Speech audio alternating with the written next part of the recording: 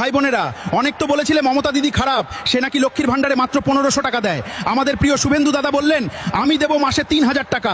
প্রথমে বললেন যাদের লক্ষ্মীর ভান্ডার আছে তাদের কিছু করতে হবে না, শুধু নাম চেঞ্জ হয়ে যাবে অন্নপূর্ণা ভান্ডার, আগের টাকাই পাবে। কিন্তু রাতে ঘুমাতে গিয়ে শুভেন্দু ভাবলেন, আরে 3000 করে দিলে তো আমার পকেট খালি হয়ে যাবে, আমি তো বরিশাল থেকে এসেছি, টাকা কই? সোজা মানা করলে তো ভোট যাবে, তাই একটা মাস্টার প্ল্যান করি। পরের দিন ঘোষণা, শুধু একটা ছোট্ট ফর্ম ফিল আপ করলেই পাবেন 3000। কিন্তু যখন ফর্মটা দেখলেন সবাই, 12 পাতার ফর্ম, ফর্মে যা যা লাগবে Aadhaar card, voter card, PAN card. তোমাদের বাড়িতে কয়জন আছে, নাতি নাতনি পোতাপুতিন কয়জন, কয় বিঘা জমি আছে, বাড়িতে 4 চাকা গাড়ি আছে কিনা, ছেলেদের কয়টা বাইক আছে, কে কোন কাজ করে, কেউ সরকার থেকে বাড়ি বানানোর টাকা নিয়েছে কিনা, ছোটবেলায় তুমি কি কি খেতে, মুড়ি দই না ভাত ডাল, তুমি কত পর্যন্ত পড়েছো, মাধ্যমিক, উচ্চ মাধ্যমিক, এমবিবিএস, সব সার্টিফিকেট জমা দাও। স্কুল কলেজে কয়টা প্রেম করেছো, কয়টা বয়ফ্রেন্ড ছিল, তাদের নাম ঠিকানা ফোন নম্বর লিখো। প্রেমে কোনো গিফট দিয়েছিলে তার প্রমাণ দাও। তোমার শ্বশুর বাড়ির গরু কয়টা, তুমি কবে শেষ গোবর কিনেছো তার রসিদ লাগবে। তোমার দাদুর আব্বার মার নানির ভোটার ছবি কোথায়, স্ক্যান কপি জমা দাও।